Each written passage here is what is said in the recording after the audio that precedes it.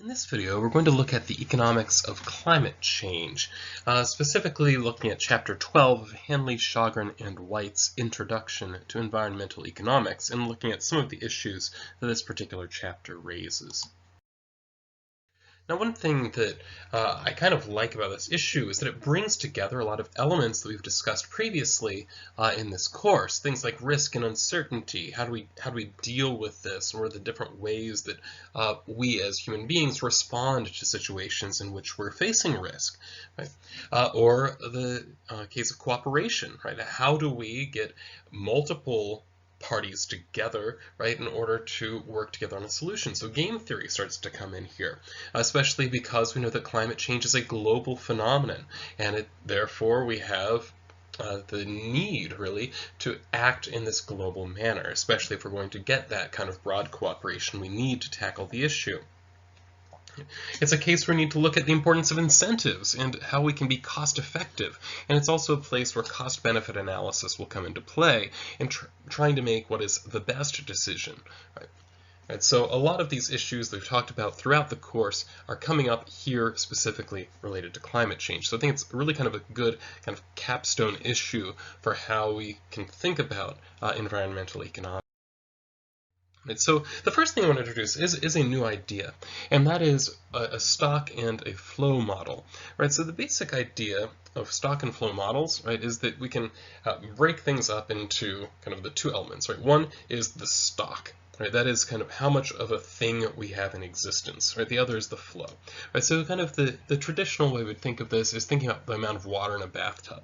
Right, so suppose that I might even have, say, the drain open. Right, so then there's a flow happening. Right, so when I open the faucet, right, then water is coming out of the faucet, but also some water is going down the drain. Right, so we have these two flows, right, the inflow and the outflow. And there's also an existing amount of water in the tub, right? So what happens then is if I want to figure out how much water is in the tub at any point in time compared to a previous point in time, I want to look at the net inflow, right? So look at how much water came in right through the faucet, how much went out through the drain, what's the difference between them? So that difference would be how much inflow we have, right? And then how much water did I start with, right, at the beginning of that period? That'd be the existing stock.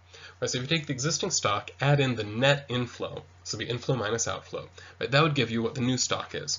Right, so this is a way that we can think about all kinds of different issues, this idea of stock and flow. Often we might use this with things like, say, inventory models, right? So I have a certain amount of inventory on store shelves, right? Some new inventory is coming in, but at the same time, people are buying what's on the shelves, right? So we can figure out the kind of the net movement, right? The flow in, the flow out, and that will tell me how much inventory I have at the end of the day. Right? So this idea of stock versus flow is something that we can. Right, so another economic application would be something like savings and wealth.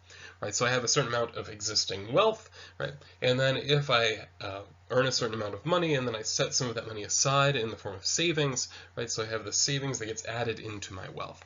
Right, so net savings plus the existing wealth would give us the new amount of wealth. Right, so this is another case of that kind of flow. Right, the flow here is the amount of savings. Right, the stock is the amount of wealth that I have. Or you can do the same thing with pollution, it turns out. Or you can model pollution the same way. That is that we have a certain amount of pollution already in the environment, right? That is, we have some existing concentration of pollution, right? And then, right, we will emit more pollution, right? So we emit additional pollution. Now, some of this pollution also dissipates, right? So we need to take that net, right? Find out how much additional flow of pollution do we have into the environment, right? Take that, add that net flow into the existing concentration, that gives you the new concentration. Right, so where this is really relevant is that with specific cases, so when we specifically think about greenhouse gases, what matters with greenhouse gases, it turns out, if we're interested in climate change, is not the amount of emissions. What matters is the concentration. Right, so it's not a matter of how much additional carbon dioxide did we put into the atmosphere this year. It's a question of how much is in the atmosphere. Right, so it is that stock that matters. It's not so much how much additional is being added that makes the big difference here. Right? And that actually makes a big difference to how we think about the realities of climate change and how we deal with climate change. Right, so it turns out with climate change, the concentration of greenhouse gases is really what matters, and it turns out that naturally greenhouse gases tend to dissipate very slowly. Right, so that is why the stock is really so relevant. Now, if you happen to have a pollutant that dissipates very quickly, in that case, the flow might be more relevant. Right? So we have this flow of pollutant into, say, a river or something like that, but it dissipates very quickly. So the question is really, for how much damage is being done, is a matter of flow. Right? You don't have to worry about it hanging around. Right? But with something like greenhouse gases, it turns out because they hang around so much, they don't dissipate very quickly, the flow doesn't matter that much. What matters is the concentration. Right? So comparatively, the flow is going to usually be very, very small compared to the total concentration. And that actually, it turns out, makes it a much more difficult problem to deal with, as it's hard to budge, right, that concentration that already exists. Okay. Now, one thing, though, that makes things a little bit easier, right, is that when it's the concentration that matters, right, then we also have some degree of choice about how we time emissions changes, right? So the idea here is, right, is that if we want a specific concentration by a certain date, say there's a specific amount of, say, atmospheric carbon dioxide that we think would be acceptable in the year 2050, then what we can do is find multiple paths of getting there. Right? So it might be that one way that we can get to that particular path is that we make extreme cuts immediately in our level of carbon dioxide emissions, and then we just kind of hang at, right, this new level. Another option might be that we start off kind of slow, right? So we start tapering our greenhouse gas emissions relatively slowly, but then speed it up later, right? So that by the time we get to 2050, we're not emitting very much at all. Now, which of these choices is best is a matter of some debate. I will say that economists generally would tend to favor starting off with a slow tapering, but then speeding up later, based on kind of the way that economies work. Right? Is that this is what we suspect would be easier, right, for us to implement without having to take extreme steps that could be more economically disruptive. Right, but the fact that we have this choice, right, all relies on the fact that it's the concentration that matters far more than the flow. So let's get into the question of uncertainty and risk. Right? So with risk, right, we need to think about how we mitigate risk. Right? So how do we deal with, right, the risks involved? After all, there is a lot of uncertainty about exactly, right, how much damage and what type of damage we're going to get from climate change. So how can we deal with it? Right, so remember, we have three different ways of dealing with risk. Right? One is to use insurance. Right, so with insurance, we structure our resources in such a way that good outcomes are going to help cover the bad outcomes. Right, so when we think about something traditional like car insurance, right, so I pay for, say, total coverage on my cars. So then if I get into an accident, then I'm covered. Right? Well, of course, the way that insurance works, right, then is that we're all paying premiums, right, whether we get into an accident or not, right? And then, right, those premiums end up getting collected, and they go to the people that have had accidents and therefore need repairs, right? So those people that had good outcomes, where they paid their premiums but didn't get into an accident, right, they're covering, right, the cost of those that did get into accidents, right? So that's the idea of insurance. Right? It's really kind of it's a form of redistribution, right, on the basis of luck. Right, so those people who were relatively lucky, right, ended up covering those people who were relatively unlucky. Right. Another option would be adaptation. Right, so the idea of adaptation is that we want to take steps to reduce the severity of any damage that is done. Right? And mitigation is all about reducing the risk, right, the damage would happen at all. Right, so we have all of these different approaches, and we can apply them, right, then to climate change.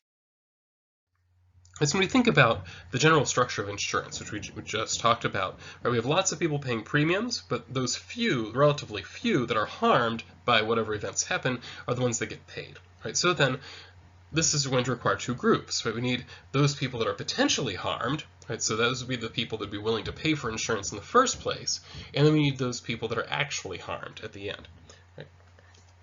And those would be the ones that end up receiving a payment from this form of insurance. Now, one kind of tricky question is how can we adapt this, right, to the question of climate change? Right? Because it's not so obvious that we're going to have a difference in these groups. Right? So if we believe, for example, that climate change is actually going to be severe enough, right, that it's going to create damage more or less for everyone, regardless where you are, then it's very difficult to insure against that. Right? That's really why, like, you can't buy insurance against the stock market crashing, for example. Right? If the entire stock market is crashing, then there is no good to offset the bad. Right? That's really what we need. And if that's the case, then it might be that climate change is something that's just uninsurable, or that we can't actually insure against it. And so this is kind of an interesting question, and really in the book there's not a whole lot of talk about how we could adapt insurance markets, right, to deal with the issues of climate change. So that is something where I think there may be some work to be done, as I think there might actually be some potential for us to use insurance at least to iron out, right, the way that the damages are distributed between, say, different regions or countries or people. Now, adaptation, I think, gets a little bit more interesting when we deal with things like climate change. Right? So remember, the idea of adaptation is that we want to reduce the severity of any damage that is done.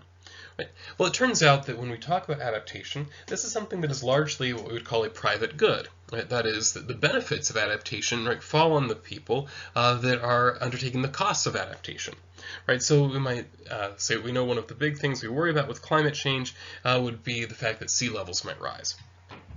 And so if sea levels rise, right, what then can we do? Right, and we know that there are, right, some places where it is kind of traditional, right, for you to build your houses a little bit above ground level. Right, that way, if there is a sea level rise, right, it's not necessarily that big of a deal. You're already around above ground level, right? So there's less damage that's going to be done from things like flooding. Right? And so this would be one form of adaptation. Right? So we're not preventing the sea level from rising. We're just saying if the sea level does rise, it's not going to do quite as much damage as it otherwise would. Right? So in this case, those that benefit, right, are going to be the same people that end up paying the cost. Right? So we can really think of this in many ways as a form of self-insurance, right? That is, that you're doing things to protect yourself from the worst consequences that could potentially occur. Right, so adaptation then, that being the case, is something we would actually expect to see quite a bit of in regard to climate change. That we would think that individual people or industries or countries would think about how they will probably be affected by climate change and will try to make changes to the way that their economies run or whatever in order to try to offset, right, some of the damage that they expect will be done. Right, so generally speaking, economists are not that worried about adaptation being something that we just don't do. Right? Rather, we think that we'll probably see fairly good action in terms of adaptation to climate change. Concerns in the question of mitigation. Right? So mitigation is all about trying to prevent the disaster from happening in the first place, or decreasing the probability, right, of that disaster happening. Right, so a couple ways we can think about that. One would be in terms of things like car accidents. Adaptation would be things like seat belts, right, would be one, actually probably the best example. Right? As well, we could add in there things like airbags, right? So if you get into an accident, by design, airbags and seat belts should make it less likely that you're going to get hurt. Right? Or rather, it will decrease, right, the damage that's done by the accident to you as a person.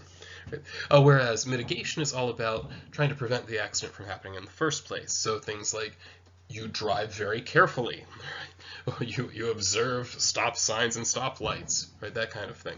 Right? That would all be a form of mitigation. Right? So when we're talking about climate change, mitigation is really all about how do we change the composition of the atmosphere so that we have fewer greenhouse gases in it. Right? So that really boils down to how do we reduce the emissions of greenhouse gases. And now here we're talking about something that is kind of by nature going to be a public good rather than a private good. That is to say, a lot of the benefits, if say the United States decides to reduce emissions, a lot of the benefits of us reducing emissions don't come to the United States, but rather show up elsewhere in the world. So there's this mismatch between who benefits and who has to pay the cost, right? And that being the case, that tends to create an issue with efficiency. Right, so put another way, I would say that the benefits are non-rival and non-excludable. Right, so if we reduce emissions of greenhouse gases here in the United States, right, then that's not going to get in the way, right, of anybody else reducing their emissions, so it's non-rival. It's also non-excludable, and the benefits, right, that we are creating in terms of lessening the negative impacts of climate change, right, those aren't something we can exclude somebody from. If you happen to live in the right area where you would benefit from a decreased risk of serious climate change, and then you're going to get that benefit. We can't exclude people from it, right? So this is something that makes it very difficult to deal with, right, this particular issue of trying to mitigate climate change. Right? And really it boils down to the fact that the effects of any choices we make at the local level are global in nature. Right?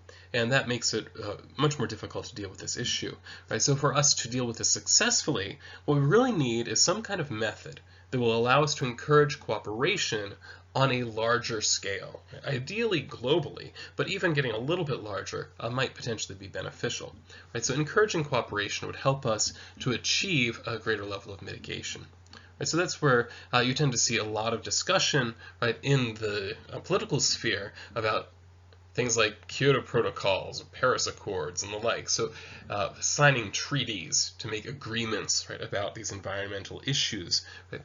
It's often largely centered around, right, these type of public goods, where we really would require more cooperation to really deal with the issues involved.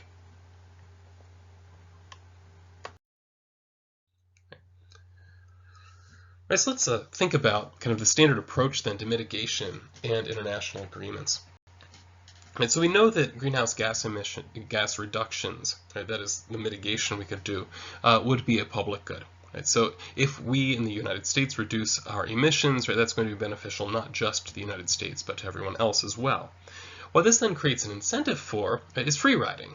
Right, that is that we in the US, we don't want to bear the cost of mitigating our greenhouse gas emissions. We'd much rather have somebody else do it. Right? So kind of the American attitude is, well, let China be the ones to decrease their emissions, and then China's attitude is generally, we'll let the Americans do it instead. Right? So we all want to try to free ride on other people's greenhouse gas emission reductions. And that creates this structure where if we're all trying to free ride, right, then nobody actually does the thing in the first place. Right? So this suggests that mitigation is going to be rather difficult if we really just look at kind of the standard game theoretic approach. But then what happens if we find some way, right, to find an agreement, right, or we have some kind of enforcement protocols? Right, so what we have here, I'm imagining, say, looking at the United States and others, and whether we can come up with some kind of agreement. Right, so we have three different options available. Right, so one option is that we can all just free ride, right, or like, and there are actually kind of 9 sets of options, but each of us, let's say the US specifically, has 3 options. Right? One would be that we could, right, free ride. A second would be that we could do what we call cooperation light. Right, so cooperation light would be where we have, right, some type of agreement, but it's not quite as heavy in terms of the level of reduction that we would be asking. Then finally, we have what we would call full cooperation. Full cooperation is where we actually do make a somewhat more stringent set of restrictions, and then we would observe those. Right? And then everybody else also has the same 3 choices. Right, so what I have here is kind of what I think is a believable set of payoffs where we have some kind of enforcement protocols built into the agreements we might make. Right. So let's first look at, say, the free riding option. Right, so the way we analyze this is we think about what we in the United States would want to do, right, taking what other people do as given. So let's say the rest of the world is just going to free ride. They're just not paying any attention to their greenhouse gas emissions. They really don't care about being part of any agreement. So what could we do? Well, if we decide to free ride as well, then we don't have to bear any of the cost of reducing emissions, and that's nice. At the same time, we don't reduce emissions, so we don't get any benefit either. Right? On the other hand, if we do cooperation light while others free ride, in that case we're here in the left column, but we're in the second row.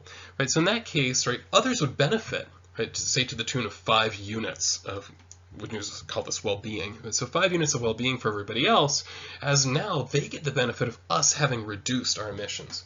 Right? Now we also get some benefit from reducing our emissions, but we paid the entire cost of making those emission reductions. Right, so it ends up that the US is actually behind, has a -1. Right? Or we could go full cooperation. So the US could drastically try to reduce our greenhouse gas emissions. Well, in that case, that creates a big benefit for others, also a big benefit for us, but it creates an even larger cost for us. So we end up behind by 10, say. Right, so in the case that we expect everyone else in the world to just free ride and not put any restrictions on greenhouse gas emissions, our best response is to free ride as well. Now let's say the rest of the world agrees to this sort of cooperation light plan. Right? Now in that case, if we also agree, so we'll start here in the second row, second column, right? Then let's say it's 25 each. Right? So we're all doing something to reduce the level of emissions that is fairly significant, but at the same time we all have to pay part of the cost. Right? Now, what are the other options? Right? So let's say everybody else is doing cooperation light, but we decide to free ride. Well, in that case, now we're not paying any of the cost of reduction. We get to just ride for free on whatever they're doing, right? So that gives us a benefit of 5. On the other hand, everybody else is paying the entire cost. While they get some benefit from it, they still end up behind by 1. Right? Now, another option would be the rest of the world decides to do cooperation light, and we decide to show them up. Right? So we're going to do full cooperation. We're going to really reduce our greenhouse gas emissions. Right now, that is certainly beneficial for us. And that would also be beneficial for others, right? But part of the offsetting here for others is that when we're doing full cooperation and they're not, right? Typically these types of agreements would allow us to punish, right, the others in some way, right? So rather than getting 25, they would get 15 because they aren't fully cooperating the way that we are, right? Whereas, right, we're doing full cooperation, we get benefits from that, but at the same time we have to pay the costs of full cooperation. So let's say it nets out to a 5. Right, so what we find out is that if everyone else is doing cooperation light, we would also want to do cooperation light. Finally, looking at full cooperation, here what ends up happening is that if we all in fact do fully cooperate, we end up with enormous benefits. Say it's 100 for each party, right? So a total of 200 is our benefits. Meanwhile, the US could decide to just betray everyone else and just free ride, in which case we would get some benefit from that. We no longer have to cut our greenhouse gas emissions. But if there are enforcement protocols in place, we'd end up having to pay, right, in some fashion. So it might be something like trade restrictions. It might be something like we might just actually straight up agree to pay money because we have violated these restrictions. Right, so that would reduce the benefits that we get, let's say, from 100 down to 20. If we do cooperation light, then it would be somewhat less. Right? Say 15, right? And then we can see how this would also affect others here. So what ends up happening, right, in this game theoretic structure is that the only prediction we can make, right, in terms of what we call Nash equilibrium, right, is that we don't really know what's going to happen, except that there's an incentive, right, for us to try to match what the other is doing. Right? So if I think everybody else is going to free ride, I want to free ride as well. Right? If I think everyone else is going to do cooperation light with our particular agreement, then I also want to do cooperation light. Right? If I think everyone else is going to fully cooperate, then I also want to fully cooperate. Right? So we have this structure in place where there are these 3 different possible outcomes, and it's really hard for us to say, right, which of these we're going to end up falling into. It really depends. What I decide to do depends on what I believe others are going to do. So this is an example of what we call a coordination game. Right? So with a coordination game, we have multiple equilibria, so multiple ways that things could turn out. So we obviously had that in the previous example. Right? It could be that everybody free rides, it could be that everybody does cooperation light, it could be that everybody does full cooperation. These are all possible, and they would all be stable, right, as long as we're matching what the other's doing. Now, sometimes in a coordination game, which of the equilibria you land on doesn't really make much practical difference. Here I think about things like which side of the street you drive on in the country you live. The reality is it actually doesn't matter. Right? You can drive on the left, you can drive on the right, it makes very little difference, as long as you do what everyone else is doing. Right? So if you're in the United States, you want to drive on the right. If you drive on the left, you're going to run into problems. Right? But if you go to the UK, right, then you want to drive on the left. Right? So it really doesn't matter whether it's left or right. As far as I know, I've not seen any evidence that says, oh, well, it turns out right-sided driving is inherently more safe, or left-sided driving is inherently more safe. I've not seen any evidence for that. Right? So it really doesn't matter, right, which one we choose, as long as we all agree, right, on what the option is, right, within any particular area. Right? But sometimes it does make a big difference which equilibrium you end up on, right? In which case you have a strong incentive to try to coordinate. Right? So the nice thing about a coordination game is that if coordination happens, right, then the outcomes should be self-reinforcing. Right? So as long as I believe everyone else is going to fully cooperate, I want to fully cooperate. Right? Similarly for them, if they believe I'm going to fully cooperate with them, they want to fully cooperate with me. So then the question is, what does it require, right, for us to actually get, right, this level of cooperation, coordination to happen? Right? Right, so it really needs two major things. Right? The first is that the actual structure of the game is a coordination game. That is, we have the structure of the payoffs is such that nobody has an incentive to betray everyone else. Because we could, after all, we could change those numbers, right, so that you always have an incentive to free ride regardless what the other does. Right? That is a possibility. Right? If we don't, and say we may write, say, climate change-based treaties and agreements that might end up with that structure to it, right, where there isn't enough punishment for deviating from whatever you agreed to do, so that, and if there isn't enough punishment, then there's no reason for you to follow through. Right? You just want to free ride all the time. And so we need to first get in place, right, a set of rules that creates a structure that is actually then a coordination game. Right? The next thing we need is that people know that, right? That people are informed about the fact that this is actually a coordination game. And that's often where this gets really, really tricky in an international setup, because we don't have the benefit of the previous slide. Right? Nobody is out there saying, well, this gives us 100 points of well-being, that would only give us 20. Obviously, we're going to choose the 100. There is actually none of those numbers available to us. Right? We have some vague idea of what makes us better off or worse off, but it's not so obvious what makes others better off or worse off. Right? And the willingness to trust each other in the negotiation process is something that can be very difficult and could actually prevent this coordination from happening successfully, even though certainly kind of the theory of it proves that it's perfectly possible. And as long as we structure our agreement well, right, we should be able to get everyone to go along with it. But making sure that we have the information we need to structure it well is really, really tricky. Right, now, partially because of that, Eleanor Ostrom suggested that we take what she called a polycentric approach. Right? It's the idea of a polycentric approach. Right? So polycentric, we break it down into the roots. Right? Poly is multiple, centric is centers. Right? Right? So Eleanor Ostrom is imagining lots of different parties, right, being involved with the decision-making process. Right, so she first starts by imagining that at the local level, we'll have just multiple decision makers. Right, so lots and lots of kind of little local decision makers all over the place. And then these could bind together, right, into regional, national, and then kind of supranational agreements. Right, so we'd want to involve these multiple levels. Right, so we have multiple levels of coordination. Right? And one thing that Ostrom points out is that kind of this direct coordination and trust, really the trust that you need and the information you need to build the type of coordination to know you have a coordination game, that's a lot easier when you have a local level. I naturally, I know my community, right, much better than I know communities in Mexico or in Europe or in China. Right? So I have a sense, right, that I understand, right, the people that I'm near much better. Right? So coordination is a lot easier at local levels, and it turns out there are some benefits when we talk about things like how we deal with climate change that we know are local, specifically when we think of those adaptation kinds of approaches. Right? So with these benefits, right, we can, right, try to coordinate at a local level. Right, then what we would need at the higher level, right, so higher levels are going to have a harder time typically trying to actually do the decision making and coordinating, but what we can do is monitor and provide information, right? So, and what that is going to do then is moving forward, right, if we prove ourselves trustworthy and that, yes, we're watching kind of what all these local groups are doing, we have some sense of what is happening there, then that would allow us, right, to build more trust with other, right, relatively higher levels. Right? So we can imagine, just as a simple example, that, say, most of the decision making might be handled at the state level in the United States. Right?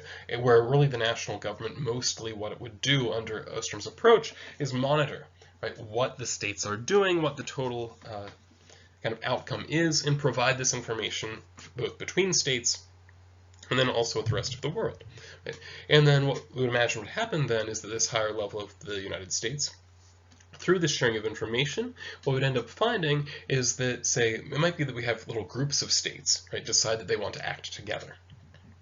Right? Because it turns out they're actually more similar than they may have thought because of the good information they're getting about each other. They know this now.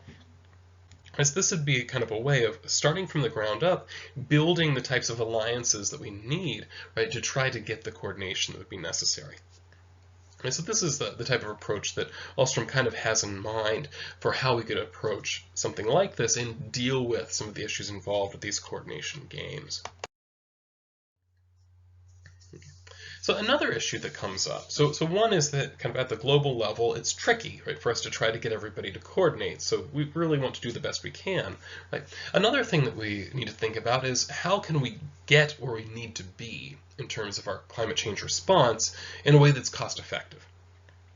Right, so now we know from the things we've done previously in the class that generally speaking a command and control sort of approach generally tends not to be particularly cost effective. Right? You can achieve the same kinds of outcomes, but you can do so much more cheaply with other methods. Right? So for example, things like a carbon tax. Right? So a carbon tax is a specific example of a pollution tax. These generally tend to be fairly cost effective. Similarly, a system of tradable permits, like cap and trade, right? This also tends to be fairly cost effective. Right, so these would be two options we might want to consider implementing in order to deal with climate change. Right, so when you think about something like the carbon tax, right, one of the big benefits of using a carbon tax rather than a cap and trade system, right, is that it provides firms with a continuous incentive to invest in CO2 saving technologies. Right. After all, right, the more I can cut my emissions of, let's say, carbon dioxide is the pollutant we're interested in, right, the more I can cut my emissions of CO2, the more money I can save on my tax bill. Right. So it's very, very straightforward. People understand, right, how a carbon tax would work, and it gives us the right incentives to continue reducing greenhouse gas emissions over time. Right. Now, there are some practical issues that come up when you think about something like a carbon tax. Right, so like where in the production chain should that tax happen? Right, so often when we talk about a carbon tax, we're talking about fuels. Right? Fuels that have carbon content will want to be taxed on the basis of the amount of carbon that are in them. Right, so those fuels that are relatively carbon light, right, will tend to be taxed somewhat more lightly than those that are more carbon heavy. Right? So where do we put this tax? Right, because we could tax at the oil wells, right? We're first taking the oil out of the ground, right? Or the natural gas out of the ground, right? Or the oil shale out of the ground, right? So we could do it at that level, right? Or we could do it at kind of the end consumer level, right? So we can use a carbon tax. Really, it's a form of gasoline tax, right? So we do see that kind of structure at some places. Now, generally speaking, economists would favor putting this particular tax closer, I guess, further up the production chain, right? So the closer we are to the raw resource, the better. Right? So often this would be called a severance tax, right? So the idea is that if you are, say, pumping oil out of the ground here in the United States, right, then you would pay a tax based on how much oil you have pumped out of the ground. That's it. Right? Meanwhile, if you are importing oil from outside of the United States into the United States, there would be a similar tax. Right, so the idea here is then if we tax at that level, then we really don't have to worry about taxing at, say, the consumption level. And this also makes sure that we actually capture, right, all of the production that occurs. Right? After all, there is some oil that might get, say, pumped out of the ground and then dumped onto the ground or dumped into the ocean or something like that, and where it never actually makes it to being burnt in a car or something along those lines. Right? So this would more effectively ensure that we are in fact taxing all of the carbon sources. Another question that comes up sometimes when we talk about greenhouse gases, right, is what, the cow problem. Because after all we know that cows are a significant producer of specifically methane, and methane is actually a fairly severe a greenhouse gas. The reason it doesn't really contribute too much is that its concentrations are so low. But in terms of actually like warming effect, a ton of methane, as far as I understand it, actually does more damage than a ton of carbon dioxide. Right, so should we include, right, agricultural sources like cattle? Right, so should we tax cattle every year, right, based on their production of methane gas? Right? Is this something that could be practically included? And we know that practically it is somewhat difficult, right, for us to tax farmers. Right? It's just traditionally that's hard for us to do in the United States. And farmers we generally see as being extremely important to our economy for obvious reasons, and mostly important because they make the food that we need to eat to live, right?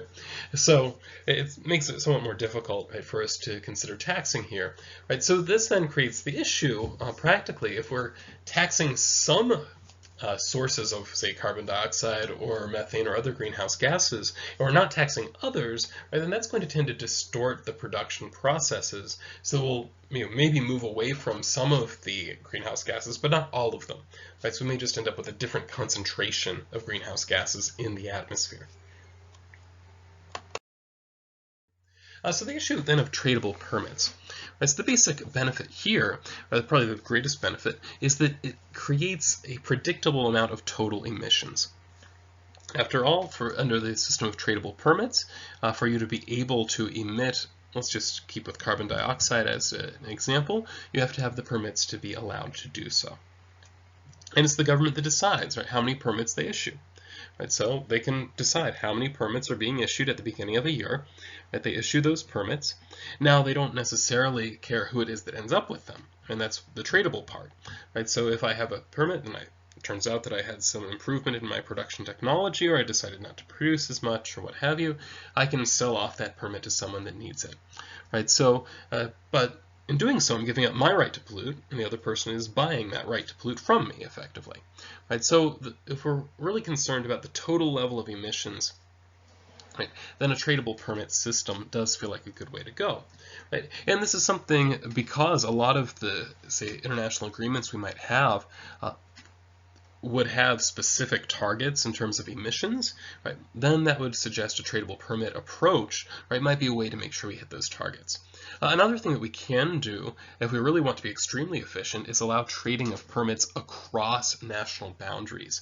Right? So this would allow us then to ensure that it's not just, say, the cheapest abaters in the United States that are cutting their emissions, but rather it's the cheapest abaters in the world that are cutting their emissions.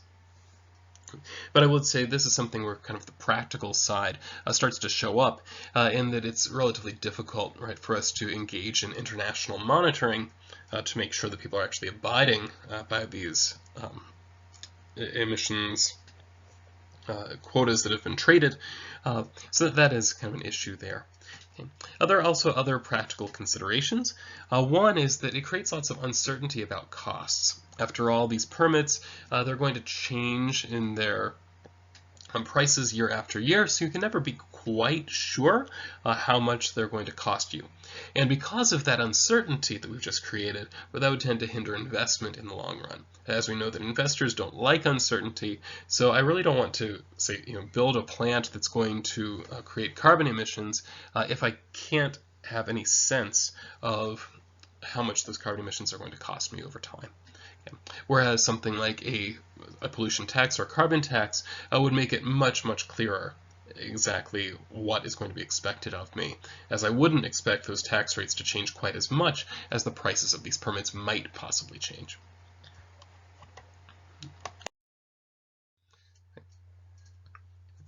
So then we think about these comparisons. We've already started hinting at this, of a tax versus cap and trade. But now there are some cases where the two would be basically equivalent to each other, where honestly it just does not matter which of the two you have. And this is something that comes out especially in cases where we have certainty. Right? So if we know exactly what abatement costs look like, and we have some sense of what the external costs look like, being the other side of the equation, right? In that case, it doesn't much matter whether we have a tax or a cap and trade system. Right? We can design the system either way, and it doesn't make any difference. Right? And now, where they're not equivalent is when there's some uncertainty.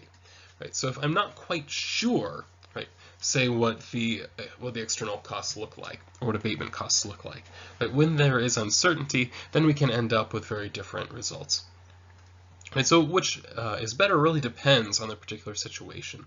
So just as a couple examples, one is if there's some kind of emissions threshold that we think would create really, really bad outcomes. right? So this, when we talk about an emissions threshold, what we imagine, right, is that if we cross some particular line in the amount of emissions, that would be the emissions threshold, then we end up with these catastrophic results, right? If that's the case, right, then having permits might make more sense. Right? After all, we want to make sure we don't get to that specific line. Right? We don't want to fall off the cliff and destroy civilization. Right? So having a specific number of permits that we know is on the right side of that line, right, would provide more certainty regarding the emissions levels and would therefore provide more certainty in preventing those really, really bad catastrophic outcomes. On the other hand, right, I would say that as an economist, I typically tend to believe that thresholds aren't real, right? That it's very, very rare, right, for us to find thresholds that do actually matter in some kind of catastrophic way.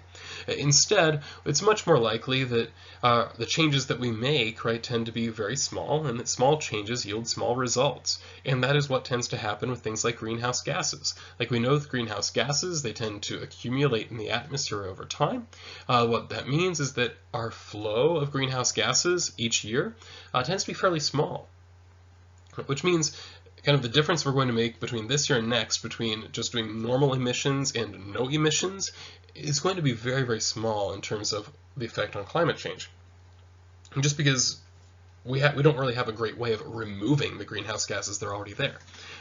Right? So if we have that kind of structure where we have these very small changes, and if it turns out that these small changes in the amount of greenhouse gases lead to small changes in the climate, and then we would have a case where, as economists, we would say that the costs are more smooth. Right?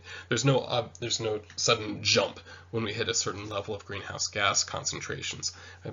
In that case, taxes are probably better, right? Because it doesn't really matter if we hit a particular threshold or not. Right? Right? Instead, we can kind of make the trade-off, say, okay, let's go with taxes instead, right? And using the tax, right, then we get the certainty that we can provide to businesses where they know how much it's going to cost them if they're going to undertake certain investments. That also provides them with the incentive not just to cut to a specific level the way that a cap and trade system does, but to just keep cutting, right, as long as they can make it cheap enough to do so. Right? So there is then a continued incentive to have additional technologies that will allow us then to reduce our emissions even further. Right? So a tax creates these nice benefits. As long as we're not worried about falling off a cliff at some level, then we're okay. Right? And I think that given that it's really the concentration rather than the emissions that matter for climate change, I suspect that the costs are going to be somewhat more smooth. Okay. The tax also has an additional benefit, which I don't know that we've talked too much about in the course before. It's what some economists have called the double dividend. On the one hand, right, if I'm taxing these emissions, I'll tend to see fewer emissions. Right? It's just basic economics. You tax something, you end up getting less of it. Right? So if we tax emissions, we'll get less emissions. And that's a good thing. Right? So that's one of the dividends, is that, hey, I taxed emissions, I got fewer of them. That's a plus. Right? On the other hand, right, since we taxed emissions, we now have that tax revenue. Right, so the government can use that tax revenue toward whatever programs it thinks are beneficial. Right, so from the government's perspective, there would be a double dividend here. On the one hand, you get the benefit of lower emissions. On the other hand, you get the benefit of additional income for the government that it can then spend on whatever programs it thinks might be useful.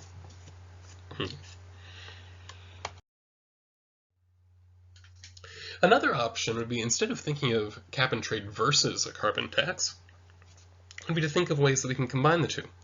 Right, so one option, and we do see some places that do things like this, right, where we combine a cap and trade system with a tax. Right, so it might be that the government provides a number of permits freely via a cap and trade sort of system. Right, so here are the number of permits, or each of you are issued them, say based on, say, the number you had last year or something like that, or based on your historic levels of emissions. Right. And that number are provided to you for free. You can buy and sell those permits amongst yourselves as you'd like. But if you need additional permits and others aren't willing to sell to you, right, then we will sell to you, right, at a particular price. So that price we just call the trigger price, and this provides a number of benefits, or at least creates a number of effects. Right. So one thing that it would do is prevent some of the speculative buying of permits. That's one criticism that I'd say very rarely would economists make it. It's often people that don't have much understanding of economics that make this criticism. And that would be, they say, well, if we have this cap and trade system, what we're going to have is we'll have these speculators come in, they'll buy up all the permits and then demand outrageous prices. Well, this sort of system with the trigger price in there prevents that from happening, right? After all, if I, as the one that bought up all the permits, start demanding outrageous prices, then polluters can just buy from the government at whatever the trigger price is. Right, so I can't expect anybody to ever pay more, right, than whatever the trigger price happens to be. Right, so the speculative buying we'd expect to be immediately quashed, just totally squashed by whatever, by just having the trigger price there. Okay. Another thing that the trigger price does for us is that it provides the government with a sort of adjustment mechanism. Right, so rather than the government having to adjust the number of permits on a regular basis, right, it can just play with the trigger price. Right, so if, say, we believe that actually these emissions aren't doing a whole lot of damage, right, it can push that trigger price down, right, and it's willing to provide, right, additional permits, not additional permits, well, effectively additional permits at this trigger price. On the other hand, if we believe these damages are significant, right, then we can increase the trigger price, and that would thereby make it more expensive, right, for firms to actually pollute more. Right? So this is kind of an interesting blend, in that one of the big complaints about the tax is that it creates this huge financial burden on polluters that they're just not used to, they're not planning for. Right? Well, this is kind of a nice compromise there, in that we're freely providing them with a certain amount of permits based on whatever their historic emissions were. Right? So that's going to limit what their costs are. But if they want to go beyond that, then they're going to have to pay a cost. Right? And that would be either they're paying the trigger price, so it's effectively like paying a tax, right? Or they're having to buy permits from somebody else, right? Which means they are increasing their amount of pollution, but it's because somebody else has decreased theirs. And so in terms of the total, right, the government is okay with that. Right? So I think that this may be kind of a nice compromise that can decrease the tax burden for business and also then prevent some of the types of especially non-economic concerns that you see about the cap and trade system. Another issue that comes up is doing cost-benefit analysis. Right, so in this type of context, we have what are called integrated assessment models. So the idea of integrated assessment models is that we want to bring together both kind of the physical sciences, a climate science, along with economics. Right, so we are considering like kind of all facets of the problem, not just kind of what do the climate models say, but then what does that mean for people in terms of value being created or destroyed, right? Our lives getting better or worse in terms of our well-being. So the basic approach for an integrated assessment model is that first we would define whatever business as usual is. Right? So what is the projected path that we believe we would take just without any specific actions related to climate change? The second step would be to calculate then, if we operate according to business as usual, if we keep doing what we're doing over the course of the next however long, right, what types of temperature changes would we get from that? Right, then the next step would be, well, what kind of losses would these create for world GDP, right, if temperatures do in fact, right, change as are predicted? Right, so now we can already see steps 2 and 3 are bringing together. Right, step 2 is really all about climate science. Right, step 3 is about the economics of it. So we have some climate science, we know what temperatures are doing, we have some sense of what are the physical results of that on things like agriculture, production, right? And then we bring in the economics of it. So what is the value of that agriculture production? What is the value of the land that is now going to be underwater, right? These types of things. And so we need to bring in an estimate then of the losses that would be created from those from that increase in temperatures. The next step would be to estimate what the cost of reducing emissions would be. Right, so on the one hand, right, we could just let emissions happen, we could follow business as usual, and we could deal with these losses to world GDP, right? Or right, we could try to prevent it. Right? But that's going to be costly as well. Right? So we estimate what are these costs if we try to reduce emissions. And then the last step would be to make appropriate discounting according to how we believe people would actually discount. Right. So this then provides us with a way of doing the comparison. Right? So really, when you break this all down, step 3 is telling us what the benefit is of reducing temperatures. Right? Well, step 4 tells us what the cost is of reducing temperatures. And so that is really what we're going to be looking at is steps 3 and 4 are providing them that benefit cost that can go into an analysis if we use appropriate discounting, which of course we've gotten plenty of practice on in this. So let's think about some of these costs and some of the benefits of climate change and of mitigation of that climate change. Right, so first in terms of costs, right, we know that there are ecosystems that will be significantly affected by climate change and often in a negative fashion. We also know that biodiversity is likely to be affected. Now this is especially because climate change seems to be having particularly negative effects in kind of the more sensitive ecosystems.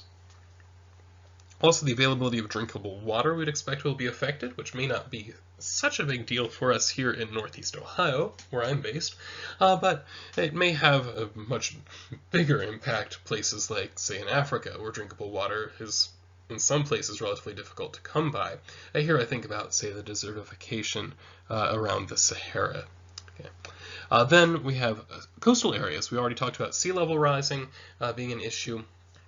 And so the rise in sea levels would naturally be a potential issue. Right? And then we also have certain forms of infectious diseases that do like warmth, especially those that are, say, if we look at things like parasites or bacteria, right? Those often like warm weather, malaria, cholera, right? These kinds of things. Interestingly, viruses would be on the other side. Viruses generally don't like warm weather. They don't do so well.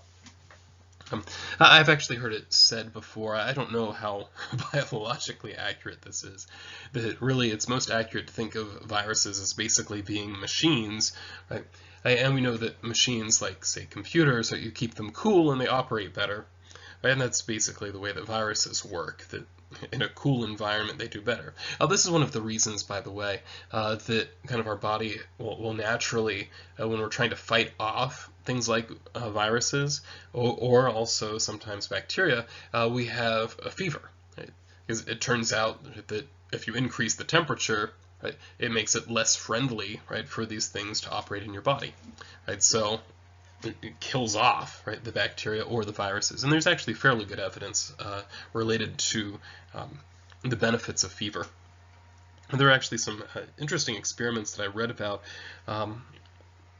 where they performed experiments on I think it was iguanas or some other lizard, right, where they injected them with, I forget exactly what the illness was, but they injected them, right, with some kind of infection. Right? And then because lizards are cold-blooded, right, as reptiles, they could manipulate their temperature much better. Right? So they had, they had one set that they kind of kept at kind of the normal, comfortable temperature for this particular species. They had another set that was kind of a low fever, and another set that was a high fever. And what they found, right, was that the survival rates for those that were in the high fever environment for the lizards was substantially higher. That none of them died from this particular illness that they were injected with, whereas a fairly large percentage of those that were kept at a normal temperature did in fact die. Right, so we actually have fairly good evidence that fevers are in fact useful. Nonetheless, there are some infectious diseases, especially bacteria, that grow very well under warm, though not necessarily super hot conditions. Right? So if we have warmth in, say, more areas where people live, I think specifically of things like Northern Europe, or say the Northern United States or into Canada, right, then we may become friendlier places for malaria or cholera to spread. Okay. Now, there are, however, at the same time, while we know climate change can have all of these costs involved, which would affect human beings in negative ways, there are also some benefits, specifically regarding agriculture. Right? So we know that certainly outside of the tropics, say when you look at, say, southern Canada, especially in certain parts of Europe, there would be benefits to agriculture in terms of having longer growing seasons. So this is something, I know that there was a section in your book where they looked at some of the benefits to agriculture in the UK, and it's not even at all. It very much depends on where you are in the country, but there are potentially some significant benefits from increasing the length of the growing season, which would allow us to, well, one, it allows us to grow more crops just because we have more time. Secondly, it allows us to switch the types of crops that we grow. So, for example, I have a nice, not a nice garden, but I have a little garden in my backyard where, I enjoy spending time on it. I don't necessarily spend very much time on it, but I enjoy the time I spend. And one of the things that I've found with it is that there are some crops that I just cannot grow very well, right?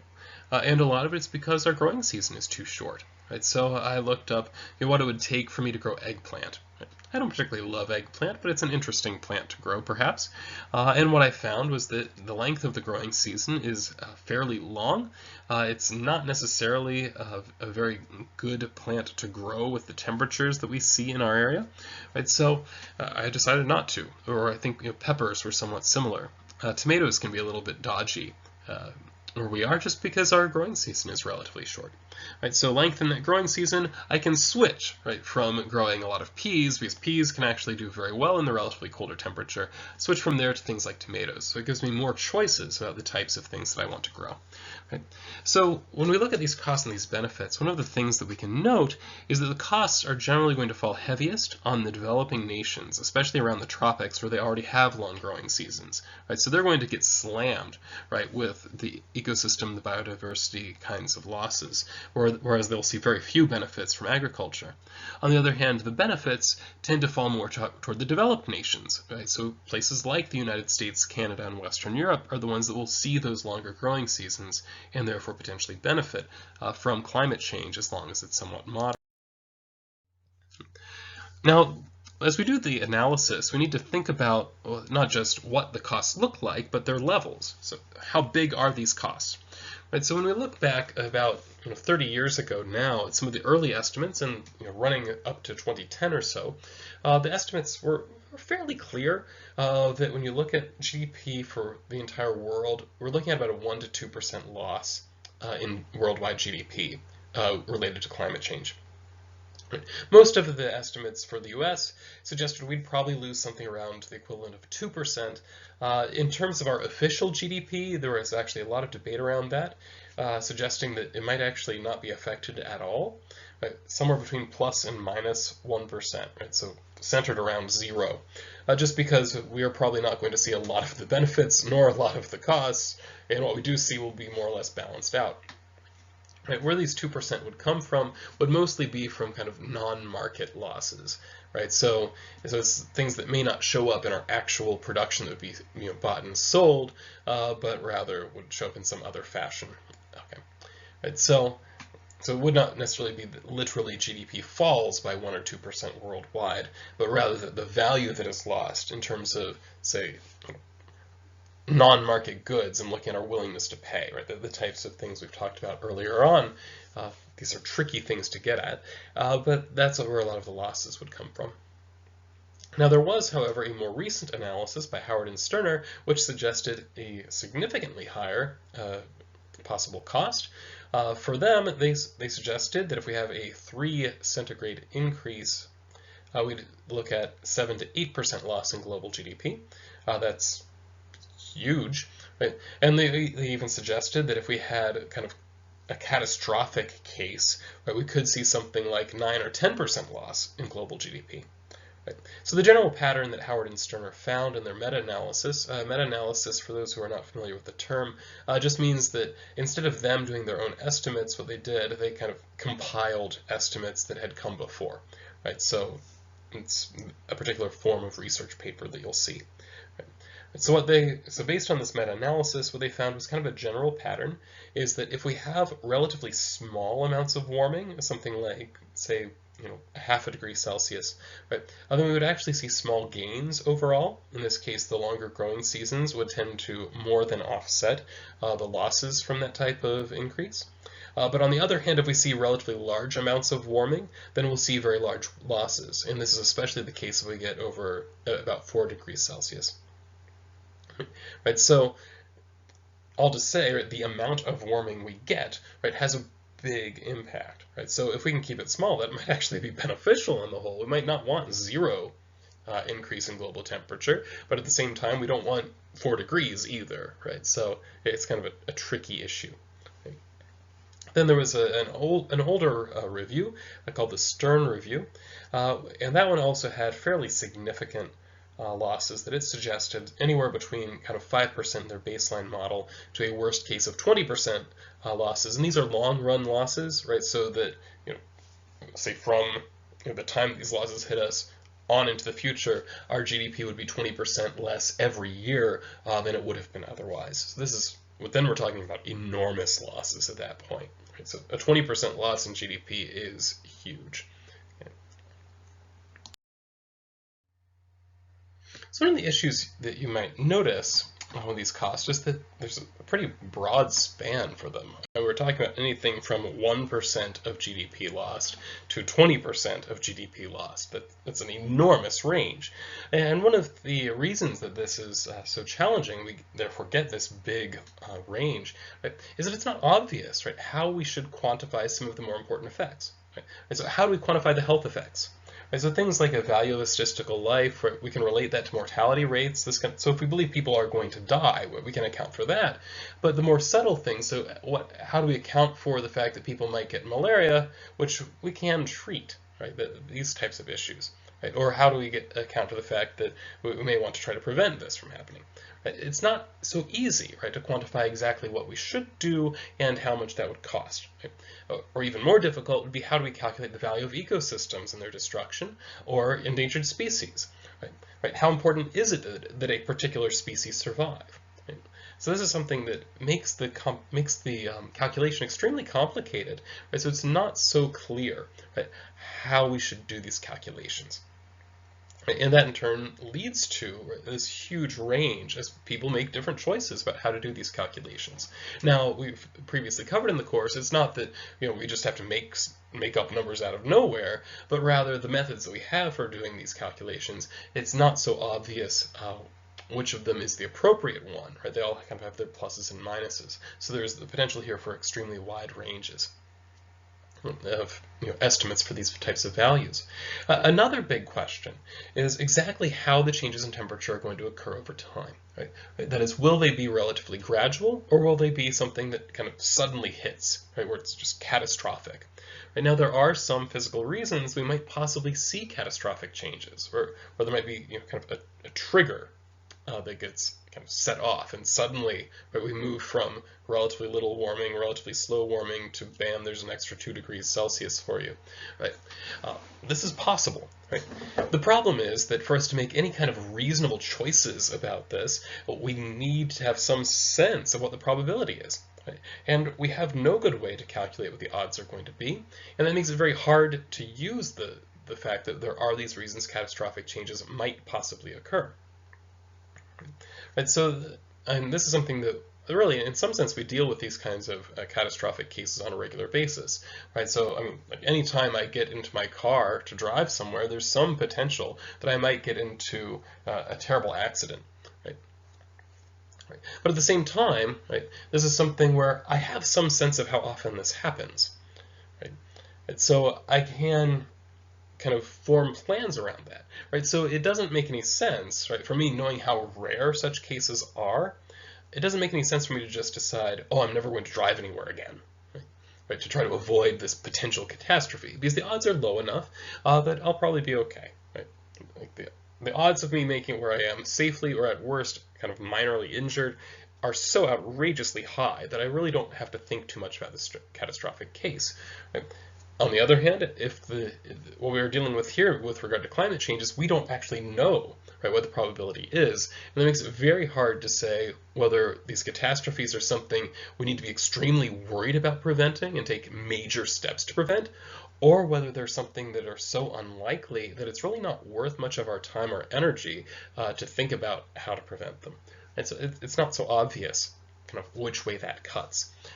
Right, so there are certainly issues involved with the calculation of these costs. On the other hand, right, if we decide to try to mitigate climate change, right, so we're going to try to cut back on greenhouse gas emissions, there are going to be costs involved with that. right? So the Stern report, they suggest a particular strategy which has been called by, I believe it was Paul Krugman, who called it the climate change Big Bang, right? So what they suggest is that we immediately take very large steps to try to mitigate climate change. And what they suggested was that this would cost about 1% of GDP. Right, so remembering the Stern report's numbers, right, they're saying that if we let climate change happen, we're looking at 5% to 20% losses. So just spending 1% to save 5 to 20% sounds like a really good deal, right? So from the Stern report, they suggest, and certainly these numbers, like, it feels like it's a really good idea for us to make immediate changes, right? But I will say that that 1% of GDP was if we act quickly, right? On the other hand, the Stern report with its models suggested that if we wait, right, then we're probably going to end up having to pay more, right? Then we have some other estimates based on around the time the Kyoto Protocol was being signed. Right, there were estimates as to how much it was going to cost. Right, so at that point in time, in the early 2000s, the White House came out with a report that said it would cost a fairly minimal amount, somewhere less than 0.5% of GDP for the U.S. To be involved with this particular protocol. Right, so it wasn't looking particularly expensive. Right, so this particular estimate suggests that that protocol might possibly be worth being part of, assuming that that protocol will actually do something, right, to help lower global temperatures or to prevent the rise in global temperatures. Right. But there are other estimates out there as well, right? So these other estimates often came up with numbers like, well, no, it's actually going to cost about 3% of GDP. Then we start asking the question, okay, remember this is the time frame when we said, well, it's going to cost 2% of US GDP if we let it happen. If it costs 3% to prevent it, does it really make sense, right, to prevent it? Maybe we're better off, right, just letting climate change occur and then relying purely on adaptation rather than mitigation. And so that would be one of the methods that would be perfectly appropriate in this kind of case. If the costs of mitigation are more than the damages that would be done by just letting it happen, then we just let it happen. Right, so this is where you can see where there would be a lot of debate, and where more recently the debate would be tipped more toward trying to do something about climate change, as the more recent reports are giving smaller numbers for the cost of mitigation and larger numbers for the cost of simply allowing climate change to occur. Right? Although one thing that I think is worth pointing out is that all these costs of mitigation, economists generally believe that all of these numbers are probably on the low side, just because whenever they do these models, they usually assume that the policy response is optimal, and it's pretty rare for us to actually hit an optimal policy response. So exactly how low these estimates are is hard to say, but they're probably somewhat on the low side.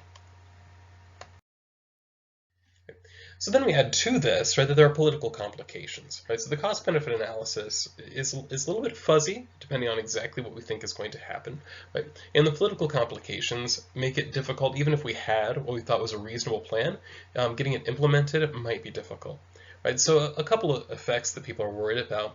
One is what they call pollution havens.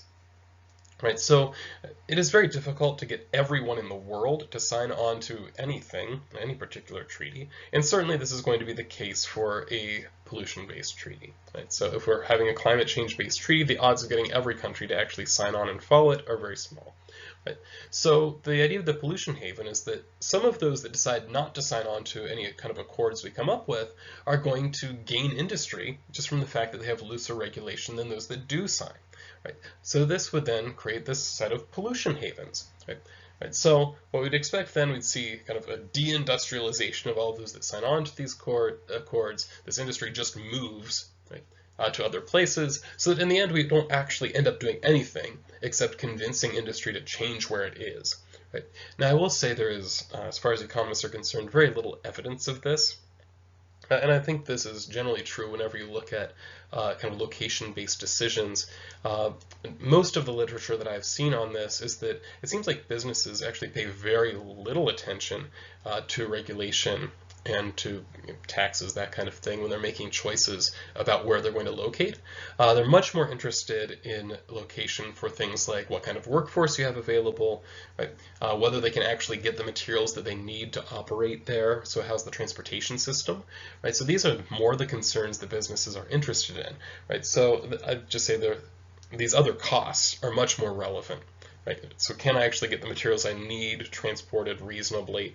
Right? Can I actually get the workers that I need at a reasonable wage? And so those are much more important than things like the levels of pollution regulation, most likely. Yeah. Right.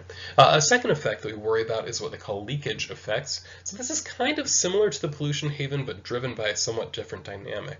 Right. So the idea is that if we in our consumption, right, don't really change anything, right? So say we in the United States, we adopt all kinds of carbon cutting legislation, right? Which means that we can't produce as carbon intensive fashion, right?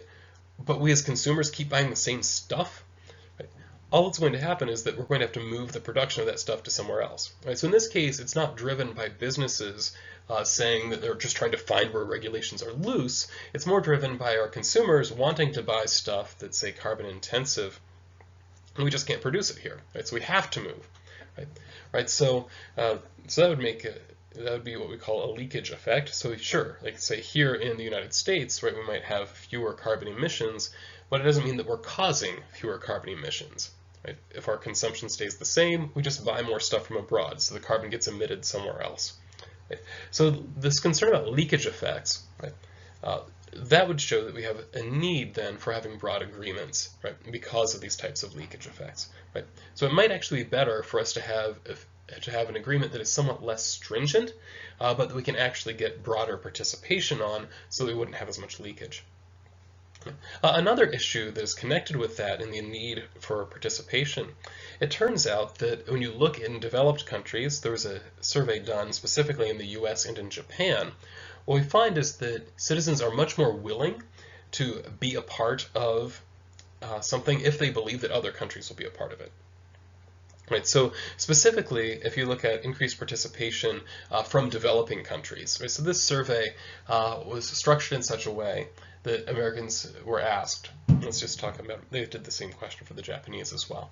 Right, so they asked Americans, how much are you willing to pay, right, to decrease, say, carbon emissions or that kind of thing, this type of pollution. Okay, now how much would you be willing to pay if both the US and Japan signed on? So it's the developed world. Right? Okay, now how much would you be willing to pay if we got not just the US and Japan, but we also got India and China, as these two really billion-person countries that are more on the developing side of the world. Right? What if they sign on? Right? And what they found was there was this enormous increase in the amount that Americans or the Japanese would be willing to pay to be part of these particular efforts if we could also get specifically China and India on board as well. So if we can convince the developing world to come along, then the developed world is in fact willing to put forth more effort, right, to decrease our own production of things like greenhouse gases. Right. Now, another approach that we might possibly want to take that could make this all more politically acceptable would be to focus on more of the non-climate related benefits from greenhouse gas reduction. Because it turns out there are lots of these benefits as well, and often, by some estimates, these greenhouse gas reduction benefits that aren't climate-based are at least as big, sometimes significantly bigger, than the climate-based benefits. Right. So it may be that what we want to do is make the argument to people that we need to reduce our carbon dioxide emissions not because of global warming or climate change, but because of other things that are more locally felt. Right. So if you can convince people to come on board because of local effects, right, or at least convince them of these local effects, right, then we can make strides at the global level based on a motivation that's more local. Right. So that's kind of an interesting thing where we're often told we need to think globally and act locally. This is asking us to do the other way around. Instead, we want to think locally, and that leads us to then act globally, right? Which is kind of an interesting flip from the way that is often communicated. Right, so that would be a kind of another approach to try to get around, right, some of these political issues. Now, when we think about climate change, I do want to just talk about kind of a few other underlying issues that come up and really ends up playing a big role in determining kind of where people fall on their views in terms of how serious this is as a problem and exactly what we should do about it. Right, so one issue would be how likely is a catastrophe? right? So this is something where you ask two people with two different views of climate change, they're probably going to disagree about how likely a catastrophic change is to happen. Right. Right, so that by itself, right, would end up creating some difficulty. And how do you get people to agree, right, when we have these totally different estimates about how likely a catastrophe is to happen, and we don't actually have a good way to come up with a true number for how likely it is to happen? Right, so how we get people to agree when we have this kind of fundamental disagreement that we can't really solve, right, on the basis of the data that we have. Right? Another question would be, how much flexibility do we have, right, to pursue low-cost solutions? Right, so things like carbon sinks, right? It might be that an easier way, right, for places like the United States, right, for us to meet carbon emissions goals, right, would be not for us to reduce the amount of emissions that we have, but rather to reduce our net emissions, right? So we could do things like, we have large areas of wilderness in the United States that we could plant trees on, right? So we could plant trees that will soak up a bunch of carbon, right? That could be an option, potentially. Right? And that might actually be a lot cheaper than trying to change how we're producing things immediately. Right? So that could be a very kind of a short-term option that would help buy us some time. That could actually work in terms of its effects on climate change, the amount of concentration of carbon in the atmosphere and the like. Right? But is this something that we can actually work into the agreements that we make? Right? And so this is kind of a tricky thing, because it turns out if we don't have that flexibility, because of the political realities of the global landscape, it might be that it's going to be just far more expensive for us to pursue the other methods. So, forcing ourselves to decrease emissions through our manufacturing processes instead of allowing these sort of carbon sinks. Right? So it might end up that we have these much more expensive paths we would have to follow that might actually not be worth it, because after all, we found that benefit cost analysis is not 100% clear exactly how it's going to go. If we push up the cost of mitigation, it could tip the wrong way fairly quickly. And another kind of a fundamental question is, how does technology progress over time? Right? Like, do we believe, right, that people are going to switch to things like low carbon technologies just because it's something that we know how to do and they feel like it's the right thing to do, right? So there's kind of this moral sense of what they should do, right? Or do we believe that people will only adopt, right, these cheaper technologies whenever it's the cheapest option available to them? Right, so here we can think about things like, how quickly are we going to move off of a fossil fuel-based electricity system in the United States? Right? Do we expect that people are going to do it because, well, we know we can't keep burning coal and oil and natural gas forever, right? So we'll just go ahead and make the switch because we know how to make solar panels, we know how to build windmills, that kind of thing. Right? Or is it something where we'll actually more or less do the math and say, well, yes, we know how to do this, we're not very good at it yet. It's way too expensive for us to build these solar panels, way too expensive for us to build windmills. Burning coal at the moment is cheap, right? So let's put this off for a while. Right? And I think it's fair to say that generally speaking, economists are somewhat more skeptical of people's willingness to just adopt a technology just because it happens to be available and they have some sense it's the right thing to do or something like that. We generally tend to be somewhat I think skeptical is the right word of that possibility. Instead, we tend to think that people are going to switch whenever it makes economical sense for them to switch. Right? Right. Now, then another question comes in. And at what point will that happen? Right? And there are varied estimates for that. Like there are some, I know the textbook reports, one economist suggested that we're going to get so much better at making solar panels over the next couple decades that basically 90% of the coal that we know about, we're just never going to use.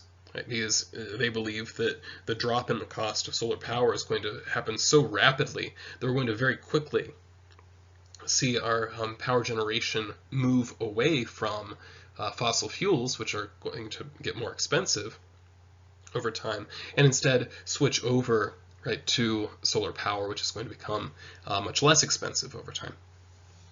And so if that's the case, right, then it might be that economists are very optimistic, right, if we believe that there's going to be this fast speed to technological progress. But it could, of course, go the other way, right? So we have all of these kinds of estimates, right?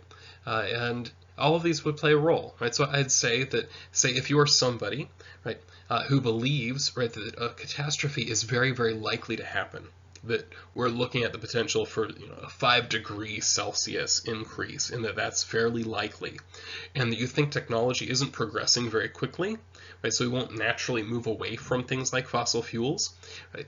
If that's your view, then you're much more likely to say that we really need a strong political solution to the problem, right? On the other hand, if you take a more optimistic view regarding catastrophe and a more optimistic view of technological progress, right, then you'd say, well, the odds are things aren't going to get too bad anyway, right? We know that we are getting better at producing things like solar panels, right? So let's just let it happen, right? We'll just let ourselves get better at producing solar panels, and then they will replace, right, all of the carbon-based technologies, and we'll do this fairly quickly, and we won't need to have these big political solutions that might lead to lots of inefficiency, right? Which then brings in kind of another question of how efficient do you believe the political system is, right? Those who tend to have a lot of faith in political management are going to tend to be more favorable toward a political solution. Those that tend to believe that governments are generally more inefficient in the way that they approach problems are generally going to have a lot more doubts, right? So I'll just say there are lots of underlying issues where we do see some significant uncertainties, right? And with those uncertainties, that helps to explain why it is that it is actually difficult, right, for us to arrive at some kind of clear consensus amongst the people as to what we should do, right? Because it's not just a matter of, are temperatures changing or not, right? It's not that simple, right? It is in fact significantly more complicated once we start trying to project out into the future. Right, so just as a summary then, right, I think one of the big points to keep in mind is that a lot about climate change is really uncertain. I think it's fair to say that we can't deny that the climate is changing, right? I think it's fair to say that it's very difficult to deny that humans play some kind of role in that process, right?